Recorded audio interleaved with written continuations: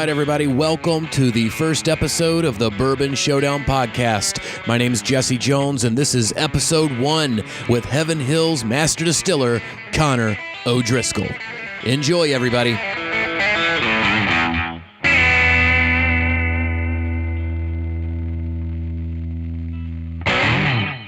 How are you, sir?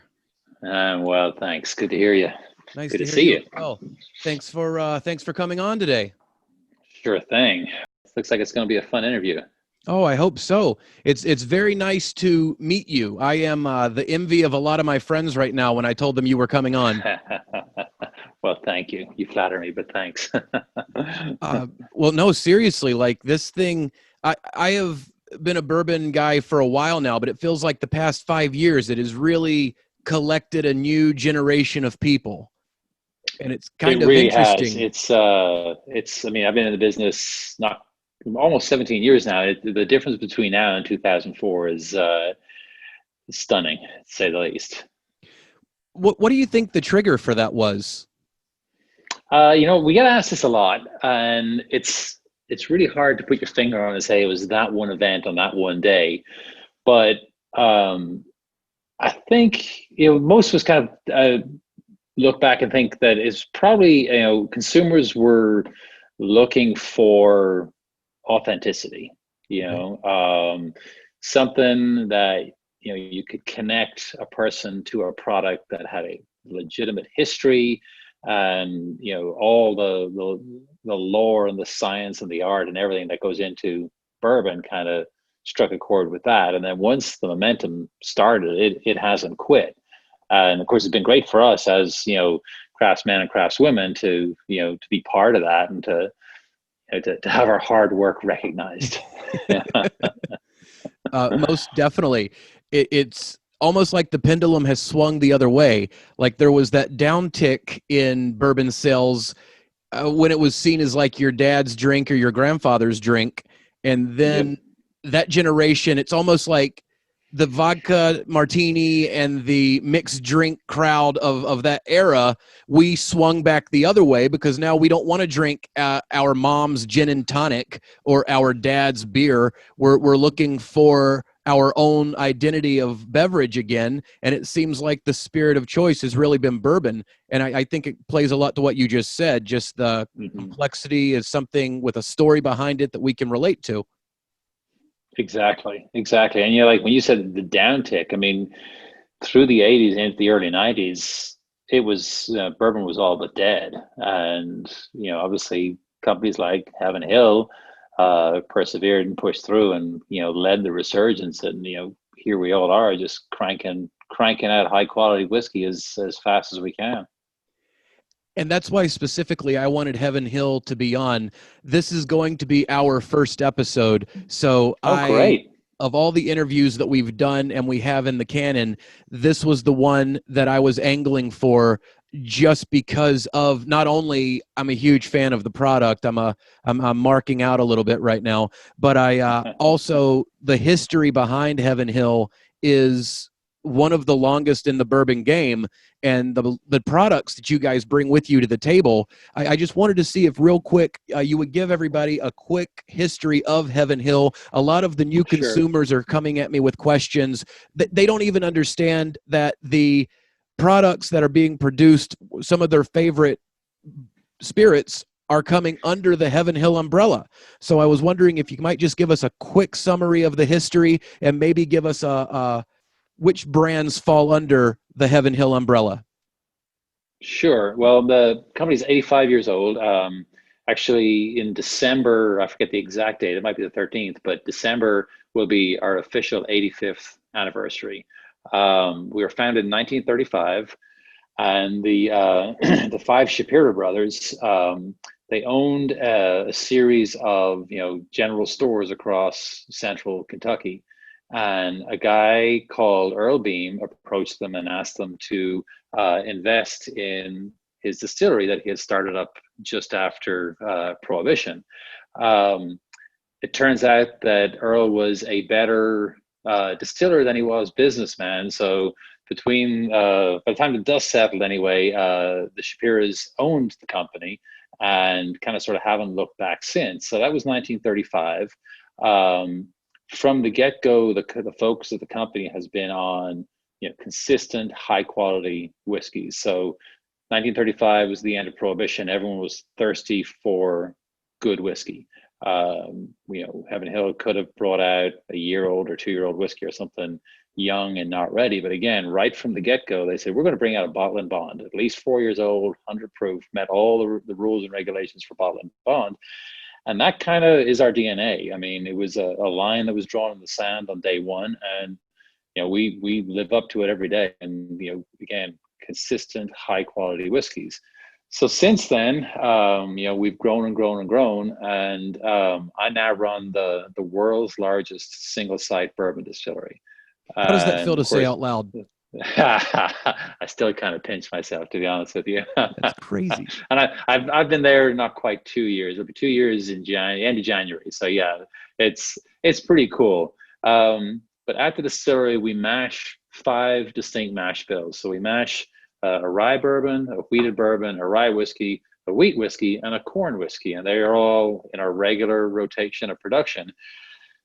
And when all is said and done, we translate those 5 mash bills into over 100 different whiskey brands. But the ones that we are known for are Evan Williams, Elijah Craig, Henry McKenna. Then we've got Pikesville Rye, Rittenhouse Rye. We've got Larceny, Old Fitz. We got Mellow Corn whiskey. We got Bernheim Wheat. And then, of course, in the Elijah Craig family, we've got several different expressions, including our new toasted barrel finish and the new Elijah Craig Rye that came out this year. And then it goes on into all kinds of different regional brands. We own Dant and JTS Brown, which are smaller bourbon brands with storied histories themselves. Again, over 100 different whiskey brands, which I don't know all of them. I probably never will. Completely fair. And I think JTS Brown is overlooked sometimes for how tasty it is. Oh yeah. It is a total under the radar whiskey. But it's delicious, and it's got a cool label and a cool history. And it's a definite, under the radar sleeper. I was telling people about it for a minute or two, and then I stopped because I didn't want it to become one of those things that is like you can find it this year, and then next year you can only buy one when you go to the liquor store. So yep. If anybody's listening, don't go pick up the bottle today. Just leave it for us and buy it as you want to, so that it doesn't get gone by tomorrow. That happens to us a lot. Obviously, Henry McKenna is the perfect example of that.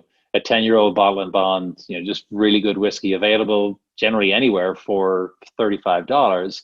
And then at the San Francisco Spirits competition, it won Best Bourbon and became difficult to get. And then the following year, which is literally a month after I joined the company, it won Best in Show, which means naturally that it's the best whiskey in the world. Mm-hmm. And now it's much more. You have to be on very good terms with your local liquor store to be able to get a bottle. I've never understood that. I've seen so many people get mad at the guy at the liquor store for not having what he wants or not believing that he has what he wants. Yeah. You know what's going to get him to get you what you want quicker? Yell at him. Just get really mad. Yeah, exactly. I'm sure the next time a case comes in, you'll be the first person he thinks of when he puts it on the shelf. Yeah, don't call us, we'll call you, right? That's exactly right. That is my go-to sipper right now. Like the Henry McKenna Bottled and Bond is my on the shelf every time I go for a drink. Nice. Well, I agree. I was drinking some with my neighbor just the other night. It's fantastic. And you mentioned that it won the awards right at the beginning of your. So yeah, it won the big award literally a month after, within the first month of me being there, which is purely serendipitous because obviously I had nothing to do with the production of whiskey at Heaven Hill 10 years ago. But Henry McKenna, the original Henry McKenna, was an Irishman. I grew up in Dublin, so maybe there's some cool synergy there. I don't know. Completely ties it all together. It was meant to be. There you go. Ghosts were looking out for me. And speaking of Dublin, like you grew up in Dublin. You're from Ireland. What brought you to the States? What brought you to America? So there's long versions and short versions of this story, but so the the medium version. So I'm a chemical engineer. I got my degree from University College Dublin, and I started working for Pfizer Pharmaceuticals, who have a big plant in Ireland. Pfizer, who are big in the news this week. I was kind of proud to hear the name pop up again. So I started working for them, and we were fermenting citric acid, in a completely unglamorous product. But it was an older plant, but it was big and it was cool, and it was my first job out of college. But I'd been there not quite a year, and they asked me to go to Terre Haute, Indiana, which I'd never heard of, and to do this 4 to 6 month assignment to help start up a plant where we were using a genetically engineered bacteria to make the enzyme used to make cheese. A genetically engineered bacteria used to make cheese. To make the enzyme to make cheese. So basically, we were using a genetically engineered bacteria to make calf rennet. So you no longer had to slaughter calves to get rennet to make cheese. So that was kind of cool.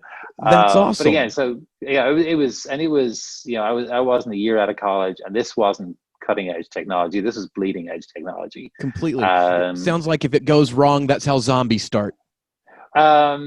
Potentially, but we were pretty safe with it. It was pretty safe, to be honest with you. I survived anyway, mostly intact. So I was there for the summer, and then 4 or 5 months into it, they asked me to stay, and I'd reconnected with some friends in Louisville, and actually came down to Louisville.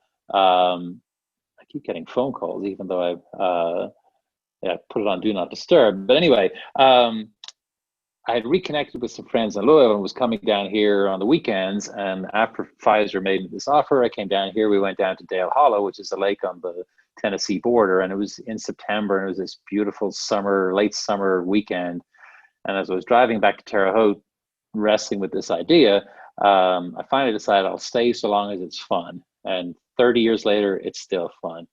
So anyway, I ended up staying in Terre Haute for a total of 6 years, then quit that job, rode my motorcycle across the country, ended up in Colorado and skied all winter, came back to Louisville for Kentucky Derby, met Kim, who's now my wife, and moved to Louisville, moved in with her.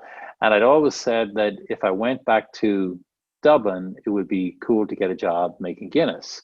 So I worked for an engineering firm for about another 6 years in Louisville, and again, this idea of it would be cool to make Guinness was kind of percolating. But by now, again, I was married to Kim and realized I'm not going anywhere and don't really want to go anywhere. So started thinking about bourbon.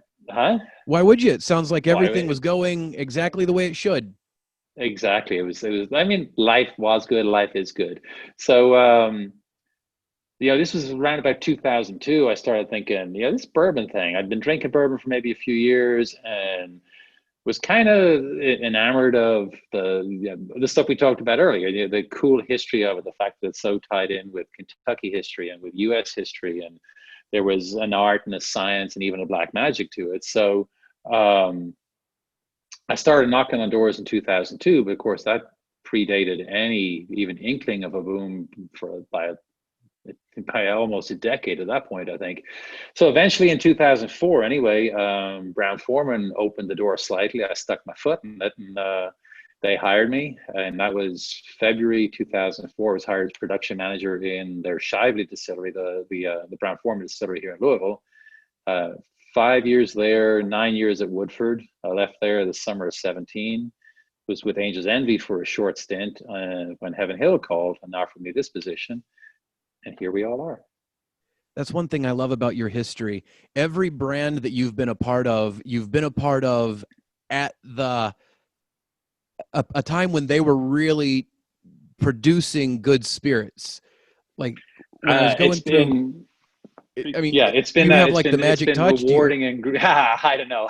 I've worked for good teams, put it that way. I've worked with and for good teams. No, it's been hugely gratifying. I mean, like I said, when I joined Brown-Forman in 2004, the previous person hired into that role was my boss at the time, and he'd been hired 26 years prior.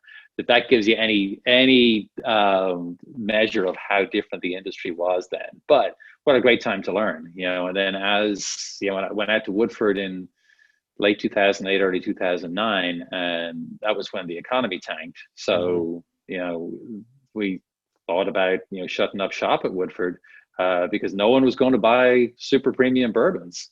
And what was the point in making it if no one was going to buy it? But we had a visitor center, and said, "Oh, we need to have something to show the visitors." And about 6 months later, anyway, Woodford Reserve, the sales started picking up. I don't think they've slowed down to this day. So again, there at the right time. It was from a teeny tiny, not quite a startup brand. It had already been around for a few years when I got there, but really saw it through some significant growth, and was able to be part of that and learn a lot, and influence a lot of that. So that was nothing but fun, and talk about a great team to work with out there. And then of course Angel's Envy. I mean, that got me back, working in Louisville. I no longer had to commute an hour each way. And being part of Bacardi that's a fun organization. I've heard. And a fantastic portfolio. Another, all three organizations I worked for have all been family owned, not quite as like legitimately closely held family as Heaven Hill are, but again, Bacardi were a fun bunch to work for. Got to visit the huge rum distillery in Puerto Rico a couple of times, made some great friends there. And now here I am at Heaven Hill, and it's just it's kind of the culmination of it all. And then when you get to Heaven Hill, you get to take over for like a legend of the business. Yeah. Like Absolutely. How did that come about? Like, so when Denny Potter was my immediate predecessor, and we've been friends as long as I've been in this business. He's a great guy, and we see each other out around from time to time. But he decided, actually Makers enticed him to go back to Makers, which is where he started. And that, of course, opened the door for me. And I'm guessing you're referring to Parker Bean, who, of course, he is our Master Distiller Emeritus. He passed away in 2017 of Lou Gehrig's disease, but he's still our Master Distiller Emeritus. Master Distiller for 56 years. Which actually, I just thought about this as I was getting ready for this interview. He was Master Distiller for longer than I've already been alive, if that gives you any measure. But just a giant of the industry, hugely influential in the growth of Heaven Hill, and in our expansion of our brands and our portfolio innovation. And apart from all that, just a great guy. I mean, I have yet to meet anyone who has a bad word to say about Parker. And my colleagues who worked with him, to say they remember him fondly, it might be the greatest understatement ever. So just like a titan of the industry, a giant of the industry, to, as it were, I don't look at so much as stepping into his shoes as I do as standing on the shoulders of giants. Perfectly so. Fred Minnick I think he was the first interview I gave, and he goes, "So what's your focus going to be?" I was like, "Not screwing up." Parker's built all this, and my job is not to screw it up. That really puts it in perspective. Like you're saying, he was at that position longer than you've been alive, and nobody has a bad word to say about him. Like, a great legacy. I mean, that's insane. That's the legacy you hope for. That is what you want at the end of your career. Like I'm only however long I've been doing this into my career, and I've already made a lot of people mad. I've already got multiple I probably have too, to be honest with you. But yeah, so he's got that legacy. He's got the whiskeys he made legacy, and just it's layer upon layer upon layer. That's awesome. You mentioned something a moment ago that I think is very important and plays a key in, I think, why you've been as successful as it is. Your mentality of you were going to do it you were going to stay in the country, you were going to do what you were doing as long as you were having fun.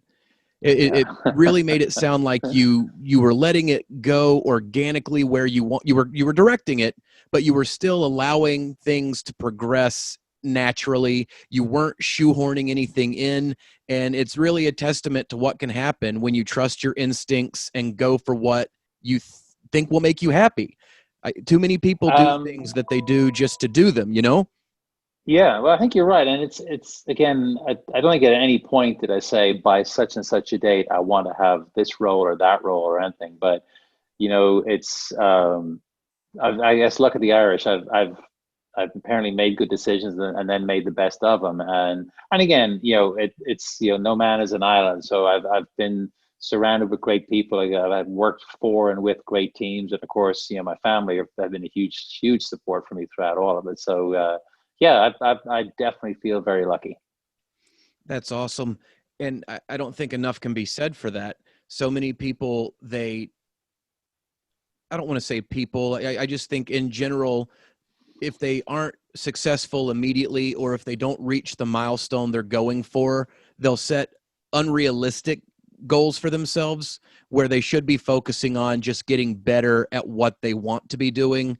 Because once you're good at it, then you can excel. But if you just go from 0 to 10 immediately, there's no room for that growth, and you're going to be you're going to set yourself up for failure, so to speak.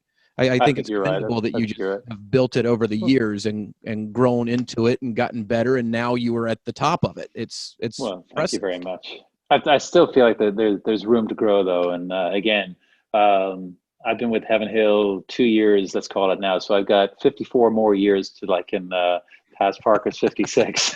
So there's a goal. Be 100 and I don't know what by that point. Hey, whiskey keeps you young. Yes, it does. Yes, it does. In terms of what's next, everybody, like, people say you've got to go where the puck is. Don't skate where the puck is. Skate where the puck is going. Where do you see Heaven Hill going in the next little bit? Like, what's the next stage for you guys? That's a great question. Now, of course, this industry, when you're making whiskey today, that won't see the light of day for 4 to 20 years. I mean, it's almost impossible to know where the puck is going. But I think the short version is we're not going to rest on our laurels. We're going to continue to build on our strengths.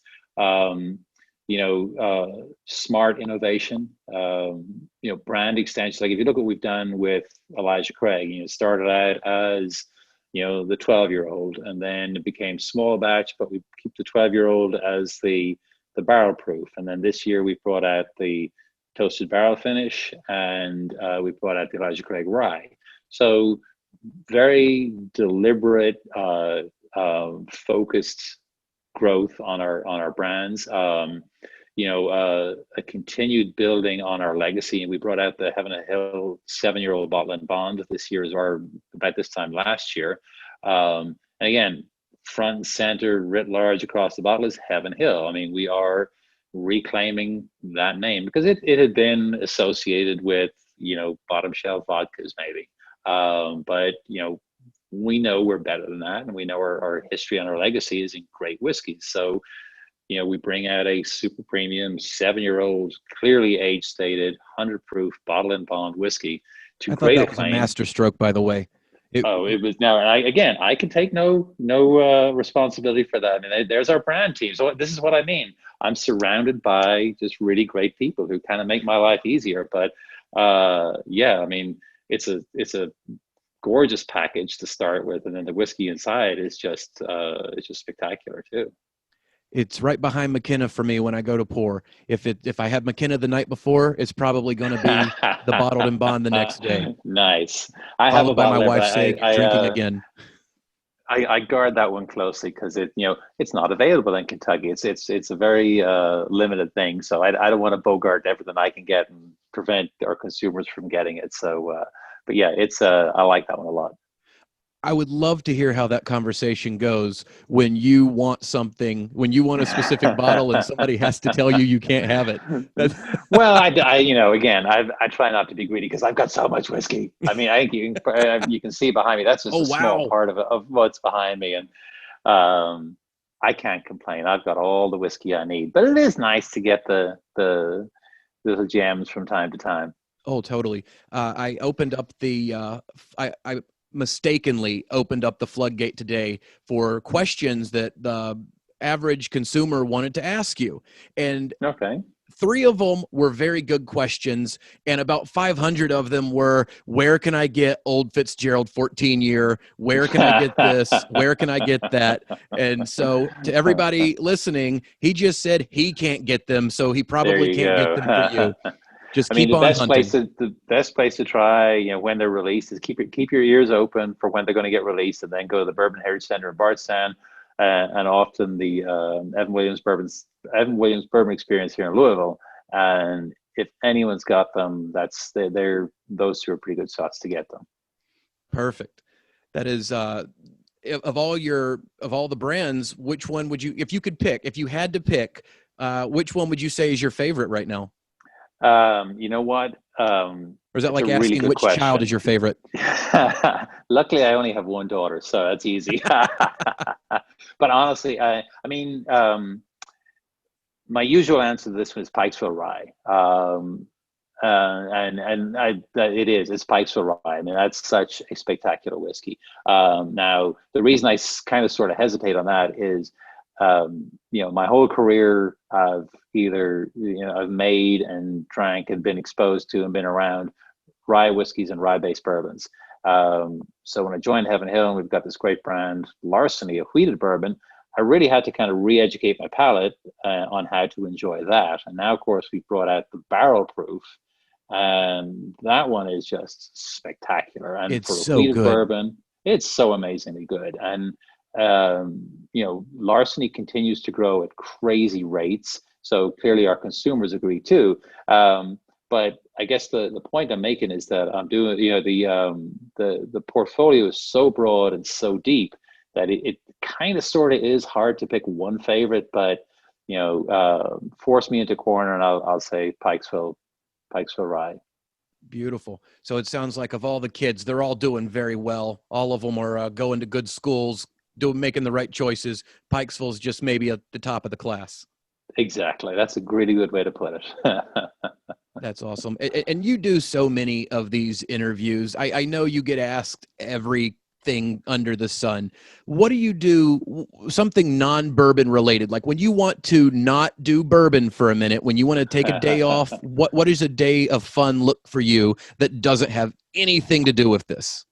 So I am an inveterate bread maker, which is kind of close because it's fermenting grains. So I make a lot of bread, and I have my sourdough starter is probably 10 or more years old now. Oh, that's awesome. So I love making bread. I've got 2 dogs sitting here, one called Porter, one called Pilsner. And they will need a walk later on. That just woke Pilsner up. They will need a walk later on, so I spend a lot of time with them.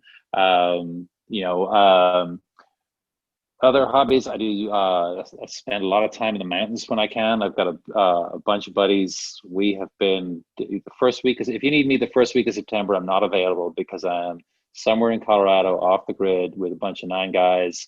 And we've been doing it for 18 years now. And we basically hike into the backcountry, climb mountains, drink whiskey, and hike back out a week later. So stuff like that.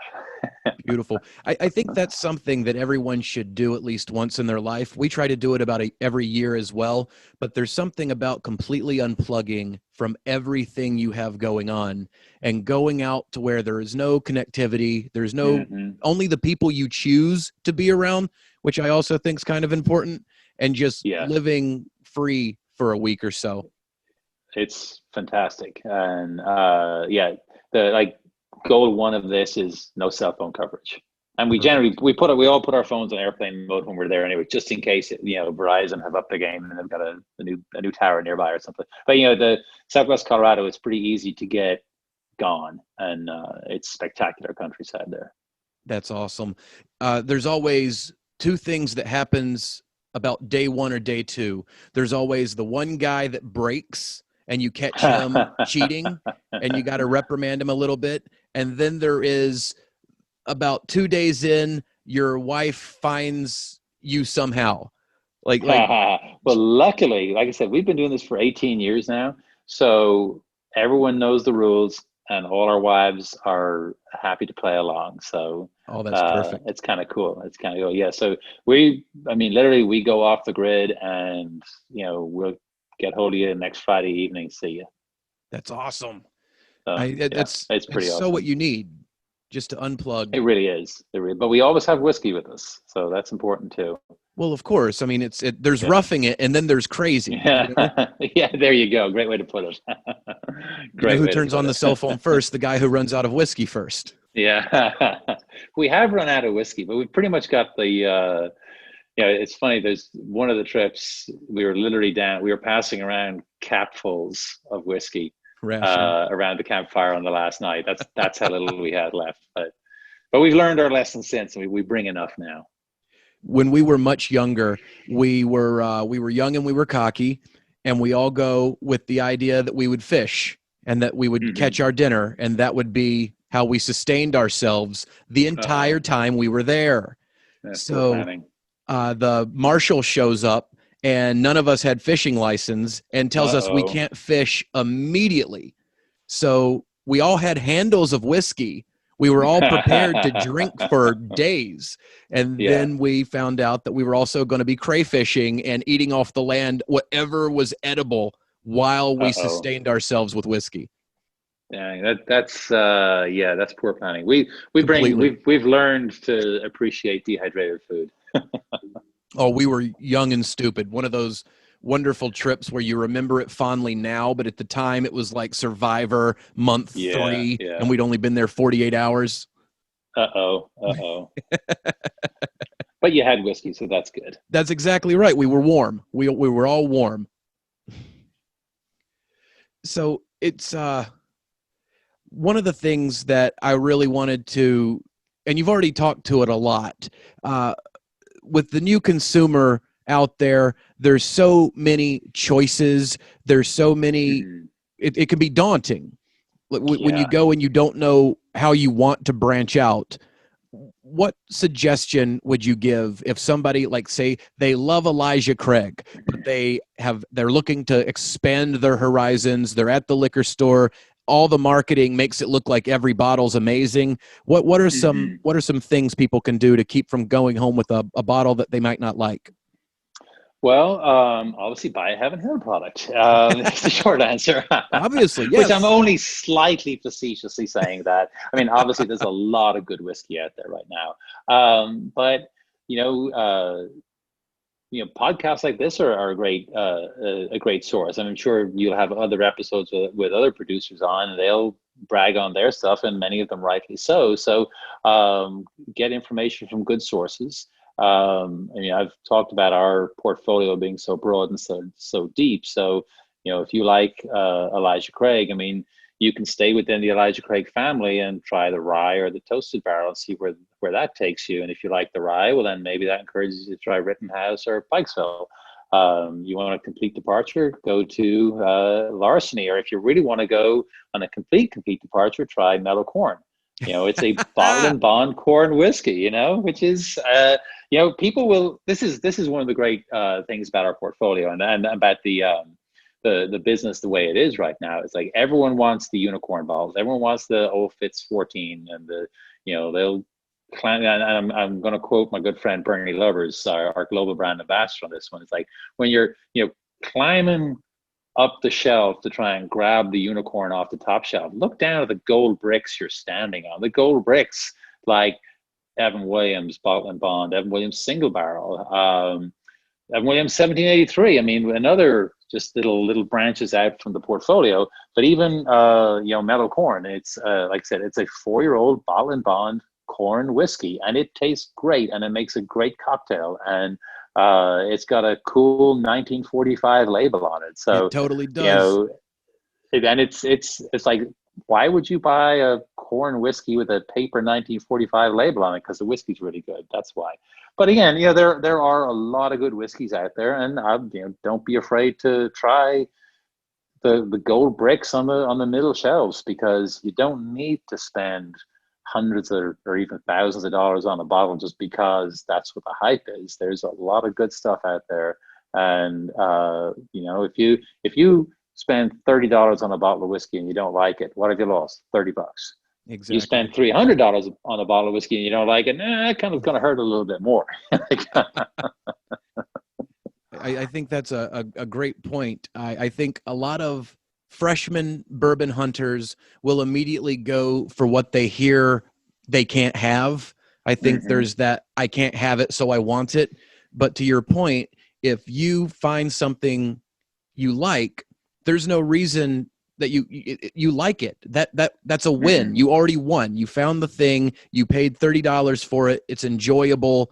You don't have to go searching for. We're going to look for Old Fitz 14 year, but that doesn't mean you had a bad day when you don't find it. If you still came home with something delicious.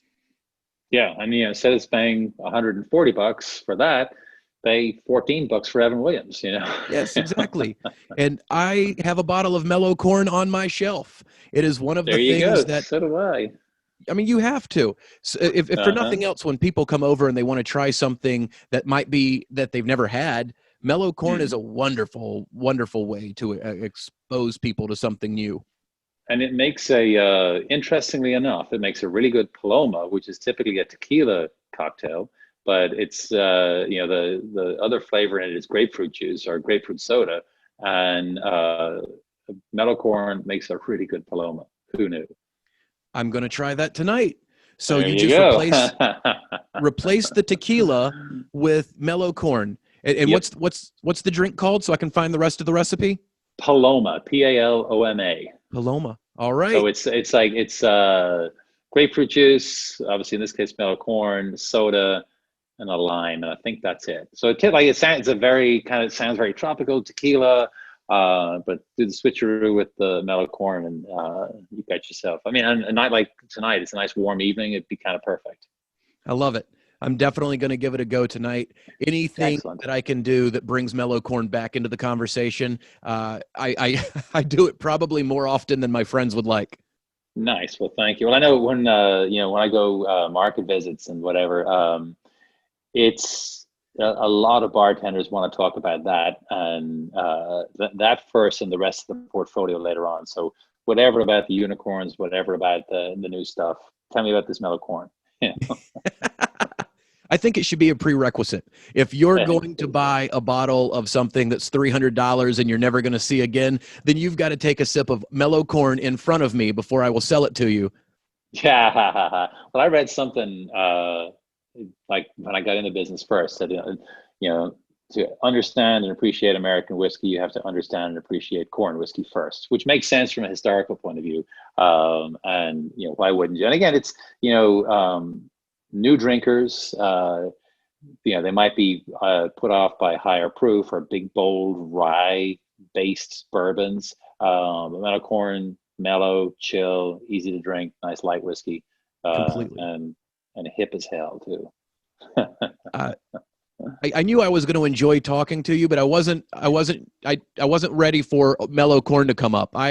There you go. That's again Corn. to flog the dead horse. Our portfolio is broad and deep. Indeed, it is.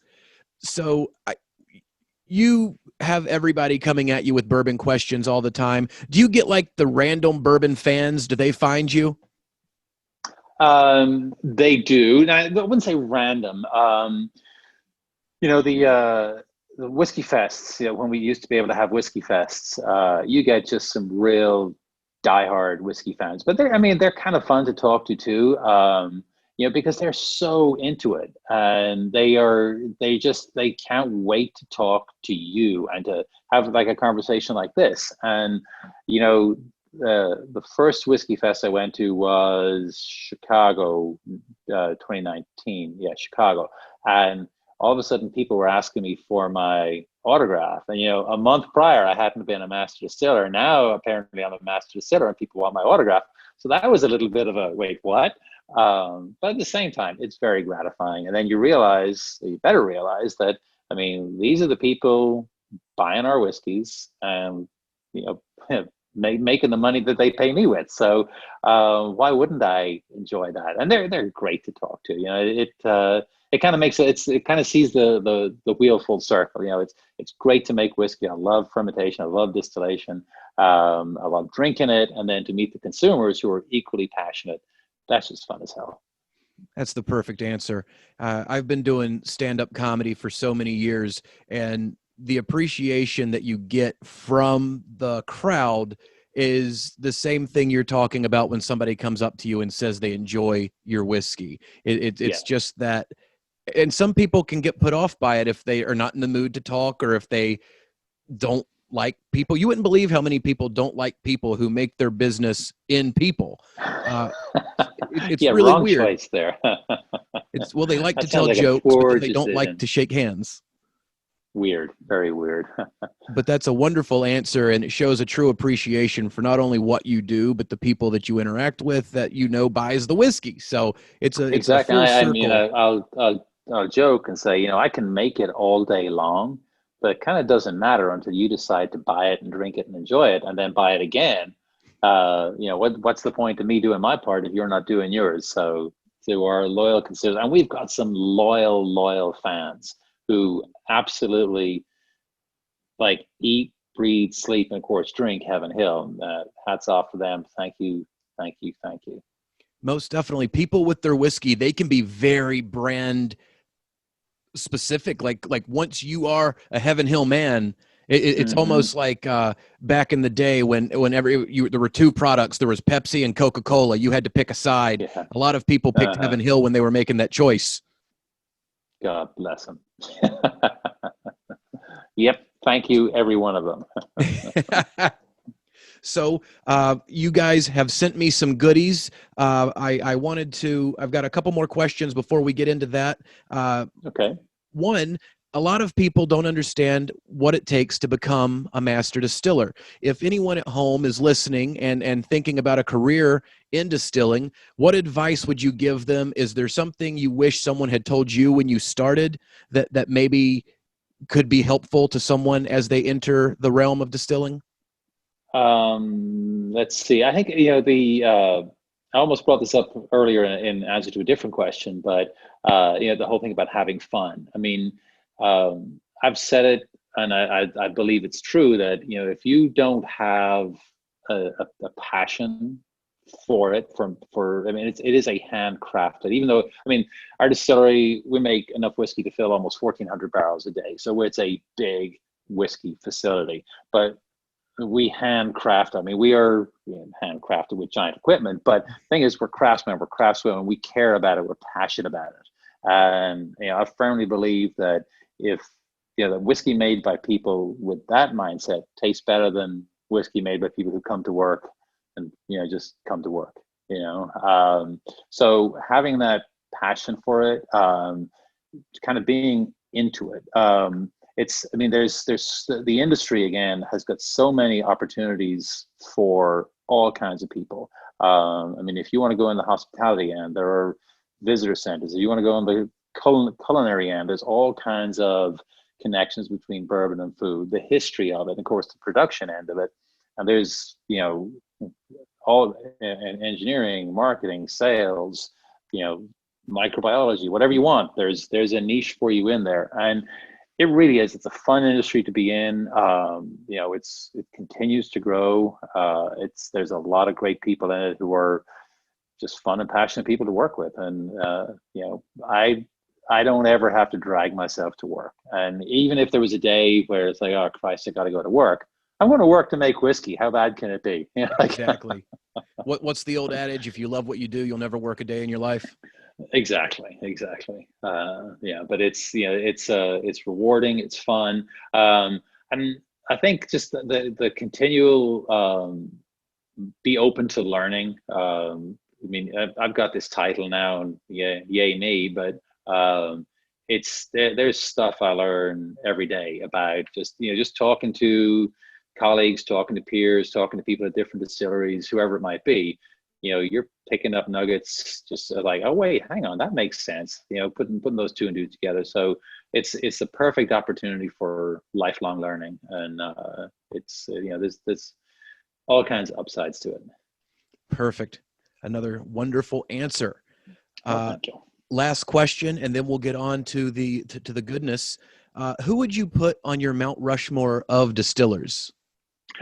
So I'm glad you sent me this question beforehand so I could think about it. But first and foremost, without a moment's hesitation, Parker Bean, because Parker Bean. Of course. And then secondly, with just, literally the second name that popped in my head was Jimmy Russell, because Jimmy Russell. Right. Yeah. And then, so the next one then will be Evan Williams. So Kentucky's first distiller, as he's known. And if you want his full story or Evan Williams bourbon experience, there's a really good tour and educational of the history about who he was and how he founded, the first distillery in Louisville, first licensed distillery in Louisville. Let's be historically accurate here. But just kind of a cool guy, and obviously, we keep his story and his legacy alive with Evan Williams. And then on the fourth head, I would have picked Dr. James Crowe. And this is the whiskey geek in me coming out here. So Dr. James Crowe was a Scottish medical doctor, and he worked at what is now Woodford Reserve when it was the old Oscar Pepper distillery in the mid 1800s. And they used to say about him, not only did he make good whiskey, he knew why it was good. So he took his medical science training, such as it was in those days, and applied it to the production of whiskey. And one of the big innovations he came up with was sour mash. And obviously, nearly everybody uses that now.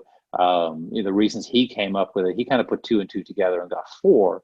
But as we've learned so much more about microbiology and yeast biochemistry and all the rest of it, I mean, the use of backset or setback, depending on which distillery you're in, for the sour mash process, was this genius innovation that enabled, American whiskey to really become a thing of its own and kind of set it apart we're still riding his coattails to this day.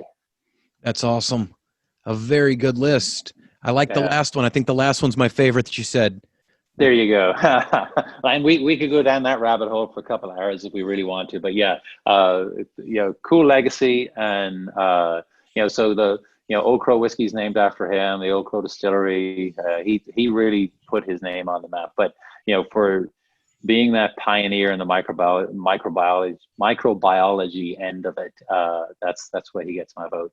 Now is probably going to be everybody's favorite part of this. I think the conversation, I drink whiskey a lot, but talking to you about whiskey has been my favorite part of the conversation.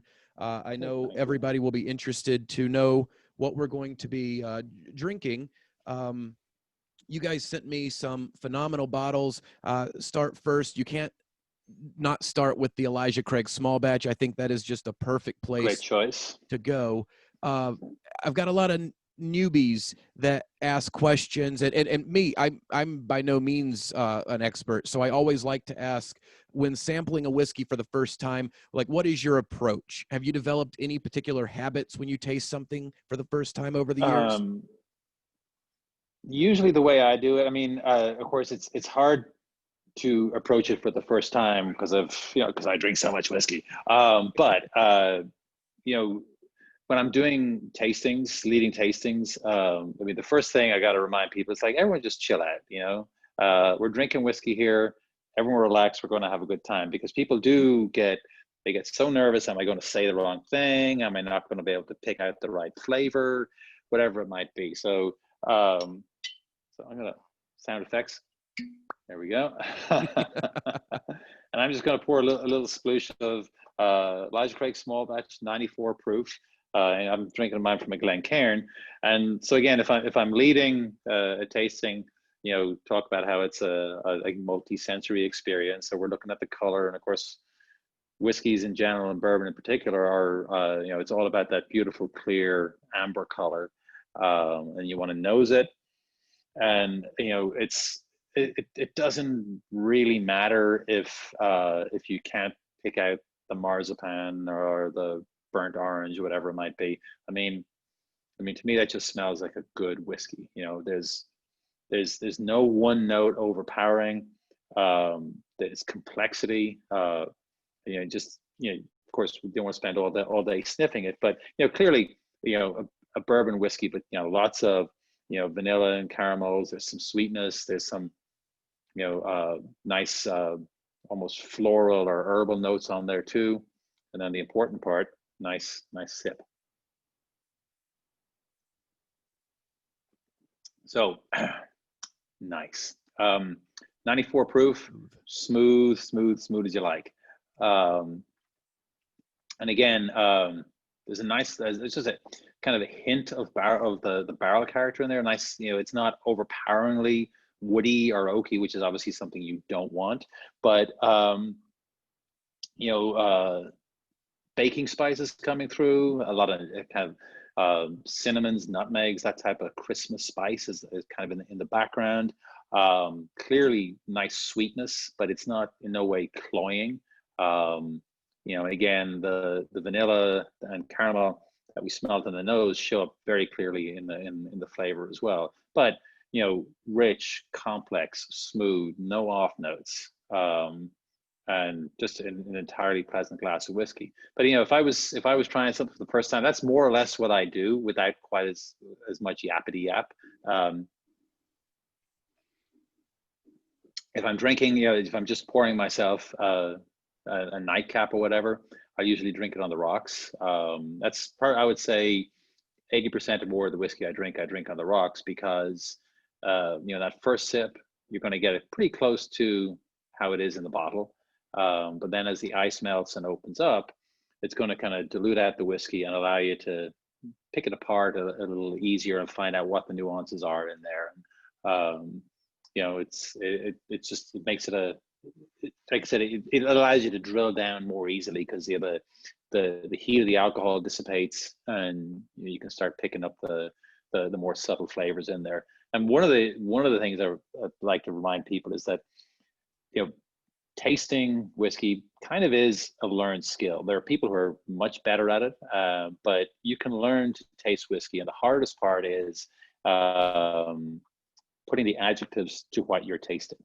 And that's why it's great to go to tastings or to tune into podcasts or whatever it is where people are tasting, like people who do this for a living are doing it. And then you may not agree that it's brown sugar. You might think it tastes a bit more like honey, but it's still going to start giving you some of the vocabulary to use. And then you can say, oh yeah, I do taste brown sugar. So the next time you taste it, and then that starts training your palate to, is that brown sugar or maple syrup, or is it honey? And you can start, so it's not just sweet. You've got these different things you can start to learn to pick apart. Totally. There's levels to it. Mm-hmm. And another thing that's delicious. It's so good. And another thing you said that I think is very important, I think people feel bad sometimes when they put an ice cube in. There's nothing wrong with a little bit of ice to open it up some. You're not breaking a whiskey law by having ice. Absolutely not. And, most of our whiskeys, I mean, we, as it were, design our whiskeys to be enjoyed by lots of people. And you can be as whiskey snob you want about it and drink it just your way, and that's fine. Please, I will hesitate to encourage you to put Diet Coke in it or something like that. No. Let's not go crazy here. Exactly. But an ice cube, yes. We're tasting, tab, no. Yeah, exactly. If we're let's say we're doing like when we were bringing out Toasted Barrel, Magic Craig Toasted Barrel, there's a lot of R&D went into that. And by R&D, I mean, we sat around and we tasted it after a bit of the second barrel for a while. You have the greatest job ever. It's pretty fun. We don't do that every day, but very often we'll dilute it down because if there are off notes, or if there are things that would be hidden at high proof, you dilute it down and you can taste it. You can taste the individual components, and then if there are any sins in there, they have nowhere to hide. So there you go. We actually did a taste test last week where we did the small batch against the toasted barrel, just to see if we could pick out the difference. And it was really incredible, because small batch is on its own so good. And each of us came to the table having tried both of them separately at different occasions. Mm-hmm. And then when we sat down and went one after the other from the small batch to the toasted barrel, both were exemplary. it was one was really good, and then the other one was like a heightened version. The toasted There barrel you was go. like a heightened version of the small batch. It just Well, that's exactly what we were looking for. So you're on the payroll. Thank you. perfect. And so that, I mean, that's one of the highlights our partnership with Independent Stave. One of our cooperage partners, and those guys know wood. They know wood science. They know wood chemistry, and partnering with them on projects like this is nothing but fun. So we know the whiskey, they know the wood. We work together and come up with something like that. That's my favorite part about it. Like in terms of making the bourbon, I love the fact that there's the science behind every single piece of it. And then at the end of the day, that science is precise enough that it doesn't control nature, but it predicts nature in a way that you get something good at the end of it. Exactly. And to predict nature. Yeah, we get back to that crystal ball thing. Like I said, we make 1,400 barrels a day. We have currently 61 warehouses with almost 1.9 million barrels in them, and no two of those are the same. So we, like every day at the distillery, we strive for consistency. We want super high quality new make whiskey. So when it's put in one of these super high quality new barrels, all the variables are taken care of, and then you put it away in one of our 61 warehouses, and which are in 6 different sites, and they've all got different locations and different floors and blah blah blah. And then you wait, and 2 barrels filled on the same day with the same liquid, aged almost next to each other, will very often mature out to be very very different, which is that's where the distillery gods come in. And you get to picking single barrels, just see the influence of just what the next set of variables could do for you. And it's exciting and rewarding and fun and all that good stuff. Well, that's the favorite part of getting a single barrel is when you get one that might not taste exactly like the next one. That's the excitement of trying it. Mm-hmm. Yes, it is. Yes, it is. A quick tangent. You're talking about the distilling and the aging. I came across a bottle of the Heaven Hill 27 year recently, and it's the Yeah. one that was pre-fire, pre-Heaven Hill fire. Have you? I of course I didn't have that kind of money laying around just to take it home with me. Have you ever tried that? Have you had that? I have. Yeah. So it was How is brought it? out. It was brought out right before I started the company, so there was still some around. I've done some tastings with it. It's good. I think the most interesting thing about it is that it's 27 years old. Gotcha. Bourbon, it's past the best by date, if you will, for bourbon. It's been in the wood almost too long. But what's kind of interesting backstory on the 27 is that for every barrel of that we bottled, we probably had 2 more that we chose not to because it was way too overaged. And we could very easily have bottled every single drop of those 27-year-old barrels, and probably more than 50% of the bottles would be purchased for $500 and put on somebody's shelf as a collector's item, as an investment, and never get tasted. Right. So who cares what the whiskey tastes like? But we knew that some significant portion would get tasted, and we weren't going to put our name on something that we didn't think was good enough. So rather than take the money and run, we bottled about 1/3 of it and sold it. So again, the most interesting thing about it was 27 years old. It was good whiskey, and it was great to taste something that was that old. But as an exemplar of a great bourbon, I think we've got better stuff that is more in that, let's call it 8 to 12 window, maybe a couple of years either side of that. But again, it just showcases what you can do with an inventory of 1.9 million barrels and 61 warehouses. We've got all these different levers we can pull, buttons we can push to kind of showcase our what we can do with whiskey. Well, and that shows brand integrity. The fact that you had them and you went through and tested them and sold the best of what you had versus putting it all out there. That's how you build brand loyalty. Exactly. And that's, we get asked all the time, how can you sell, Evan Williams for so cheap? How can you sell Larceny barrel proof for $50?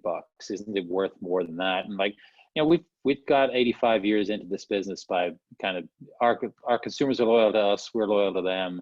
Yeah, Old Fitz sells in the secondary market for 10x what we sell it for. McKenna sells for a lot more than we sell it for, but we jack the price up, the secondary market takes it even higher, and now our consumers are like, well, screw those guys. So yeah, integrity is how we roll. That's perfect. I was a fan before this conversation, and now I'm a super fan at this point. Oh, thanks. You mentioned Larceny. Where would you like to go next? We have two options: Larceny Barrel Proof or the Pikesville Rye. Let's do Pikesville next, just because let's go up in proof. So we're going to go from 94 proof to 110 proof. And so this is Pikesville Rye is one of our now 3 rye whiskeys. We've got, there we go. We've got Rittenhouse, which is 4 years old, bottle and bond. Mm-hmm. We've got Pikesville, which is 6 years old, 110. And we've got Elijah Craig, which is the same age range as the Elijah Craig small batch. I found a bottle of Elijah Craig Rye today, by the way. Did you? Oh, it's good stuff. It's oh really man, I can't wait. Yeah. So to me, this is just a perfect expression of a rye whiskey. I mean, so the mash bill on this is 51% rye, so just enough rye to be a rye whiskey, and that compares to the 10% rye in the Elijah Craig. But so you can on the nose, just a lot more of those spices are there. They're just kind of big, rich spices. I think is the way I describe that. I'm gonna enough yappity yap. I'm gonna take a sip because I love this one. Oh yeah, that's good. So this is 110 proof. So I've never had this one before, so I'm going to go in for the first time ever. Oh right. Well, I'll be quiet and see how you do. just let me know. Let me know what I should be. Well, not what I should be, but let me know what I might be experiencing. All right. So this, like I said, it's I love how smooth it is. 110 proof. The rye in this case, that's beautiful. So Rittenhouse has got a lot of kind of spices that are kind of in your face, where the spices in this one are mellower and softer, and kind of show up as kind of a nice dry chocolate note. I can see chocolate for sure. Mm-hmm. This does not drink like 110 proof. No, never does. And again, just that richness, that smoothness, those rye spices that they've kind of gone from the nutmeg, cinnamon stuff. Maybe what am I getting there? Kind of more like apple pie spices, like what you call like clove, maybe cardamom, that kind of end of the spectrum. I can't get enough of it. It's absolutely wonderful. Well, if your local watering hole has a good bartender who knows how to make a good Manhattan, this makes a spectacular Manhattan. The best Manhattans I've had have been made with Pikesville Rye. All right, so we have drink number 2 of the night. I am the Manhattan maker of my household, so I've got a jar of handmade brandied cherries that I use. So nice. Maybe I will go from the mellow corn into the rye later. Very different cocktails, very, very different cocktails. But when actually one funny story about Pikesville, and I've told this before, if any of your listeners have heard it, but my local liquor store up here, the Wine Rack on Frankfurt Avenue, he had a bottle of this in his window, and I'd be walking by and I would see Pikesville Rye, and I missed the giant S in the middle of the label. I was like, who the hell is making rye whiskey in Pikesville, Kentucky? Like, can that be any good? And come to find out that it's our brand, and oh my God, it's fantastic. So so then when I got this job, it was at one of the speakeasy bars downtown, and treated myself to a Pikesville rye in Manhattan, and I can literally taste it now because it was so good. It is beyond good. Yeah. My brother-in-law, his last name is Pike, so I've always kind of just by the name associated this with him, There and you go. him and I drink old fashions together quite often. So it's it is a beautiful, beautiful rye whiskey. It really is. All right, shall we move on to Larceny? Yes. Now this, I've always liked Larceny. I've always had it on my shelf. I was blown away when the first barrel proof came out earlier this year. Or was it this year or last year? Man, 2020 has been so long. Yeah, I know it. This year, so the Larceny barrel proof program mirrors the Elijah Craig barrel proof program. So we bring each of them out 3 times a year, and they've all got this top secret code on them. And the one we're going to drink is C920, and like I said, we bring them out 3 times a year. So the C means it's the ABC. It's the third one. Mm-hmm. The 9 is September, the 9th month of the year, so it was brought out in September, and 20 obviously is the year. So C920, it's the third release of this barrel proof, brought out in September 2020, and there's an A120 and a B520. So January, March, or January, May, September. So I took this to be serendipitous as well, as it's one of my favorite bourbons of the year, and I just happened to get the bottle that came out on the month I turned 40. So it was well, happy birthday. We did that just for you. I figured that's what it was. Like, you guys did a little research, knew that was the one. Give. That's what we do. So we are going to completely shift gears here. So we've been focusing on rye so far. So Elijah Craig comes from what we call our HH Reg mash bill. We make probably 90% of what we make is HH Reg. It's got 10% rye in it. And we went to Pikesville that had 51% rye. And now we're going to go to Larceny that's got 0% rye, but it's got 20% wheat. So it's a wheated bourbon. And, immediately on the nose, those spices aren't there, it's bready, it's toasty. Well, maybe there's a little, if you dig deep enough, but it's kind of got, it's a much softer, rounder, more gentle nose on this one. And again, this one is what do we say, 122.4 proof, so 61.2% alcohol. But on the nose, no alcohol burn, just that, it's so impressive. You do not get that 122 from the nose one bit. Or when you taste it. So this one, this is one that at 122 proof, again, incredibly smooth, incredibly rich. Now this one does benefit from a little bit of opening up. This one could do with like one chunk of ice in it, and as it opens up, but you can taste it. Your mouthfeel and everything is so completely different from what we've tasted before, because again, softer, gentler, rounder. And if you compare wheat bread to rye bread, it's kind of the same comparison. But kind of 6 to 8 years old. We don't have an age statement on this, so plenty of time with the wood to interact with the wood and build up that wood character from it without the wood overpowering the distillate, which is that soft, gentle distillate, and they kind of work so well together. And just a really nice, toasted pecan, maybe hazelnut note on that as well. But like I said, just very, very different from the 2 whiskeys we tasted earlier. And even at this high proof, it's smooth, it's soft, it's gentle.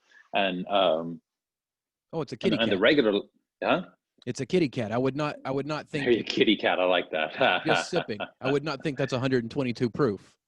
And again, this is one that we sell for, I think it's right at $50, maybe slightly less than $50. The regular Larceny that's 92 proof is available, everywhere, and it's a super nice bourbon. Just growing by leaps and bounds.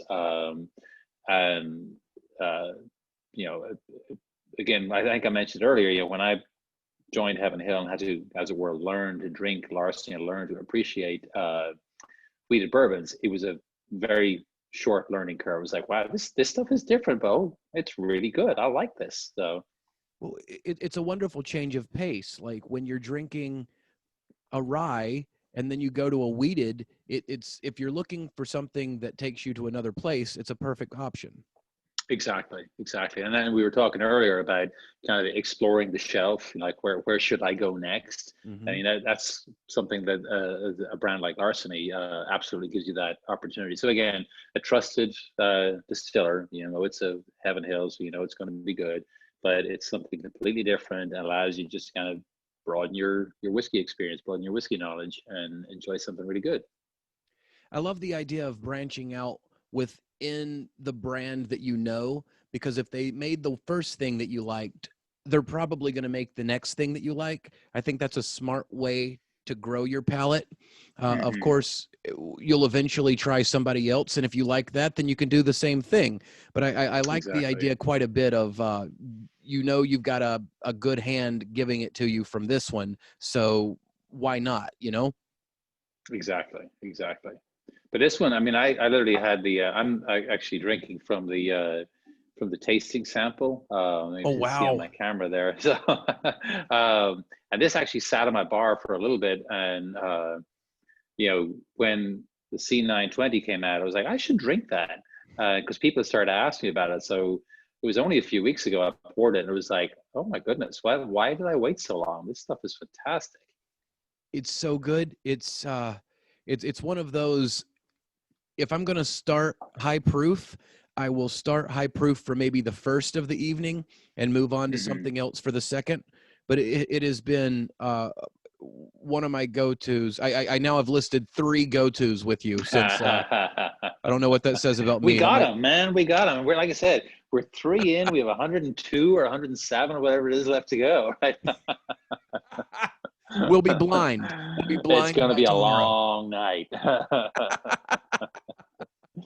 But you know, to you know, kind of tie it back to stuff I said earlier. I mean, 3 very different whiskeys, 3 different expressions, but all clearly great whiskeys. I mean, it speaks to what we like to talk about: our house style, our ability to, you know, flex from one mash bill to another, one age to another, one proof point to another, and yet consistently produce high quality whiskeys that are, you know, price competitive. You know, the barrel proofs, you know, become hard to get. They're collector's items, but they're not like these ultra unicorns. But even still, you know, so you don't get the barrel proof, you know, we got a Pikesville for you. You know, you don't get that, we got the small batch for you. Well, and it shows brand consistency. Like Mm-hmm. everything that if you people learn that everything you put out is good, then they don't have to worry when they go back for another bottle. And it makes this part of my job so much easier. Completely. Imagine if like one of them hadn't have been good, and we'd have had to sit here going, Yeah. mm-hmm, mm-hmm, Yeah, let's go back yeah. to the other one. Oh yeah, apricots. Yeah, I totally get apricots. Mm-hmm. Exactly. Well, you have given me a great deal of your time today. I've thoroughly enjoyed talking to you, Conor. I really, Likewise. Thank you. it's been a pleasure getting to know a little bit more about you, learning about your craft and your career and what you have brought to the company. I think Heaven Hill is just the best out there. I everything you guys make, I'm gushing. I can't say good things Well, I about it. appreciate it. I do not get tired of people saying that, but you know, yeah, we're good at what we do. We've got 85 years of experience, and we don't just kind of lay back and rest on that. I mean, we're proud of what we do. We love doing it. We're passionate about it, and love making good whiskey. And I think it shows. I think it shows in everything that you guys have not only put out always, but added to the criteria collection over the last year and a half. Like all of the new offerings, none of them have been bad. Like there hasn't been like a misstep. They're all fantastic.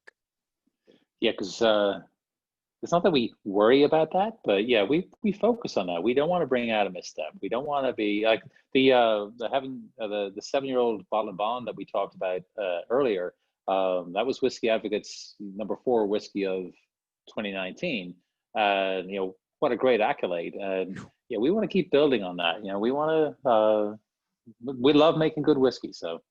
And you do, but I know exactly what you mean. Like if you're not careful, you'll end up with like a crystal clear Pepsi, and not on my watch. That's a great note to go out on. I thank you so much for the time today. I've thoroughly enjoyed talking to you. To everybody at home, this is Conor O'Driscoll. Thank you so much. Thank you. I thoroughly enjoyed it. Look forward to seeing you soon.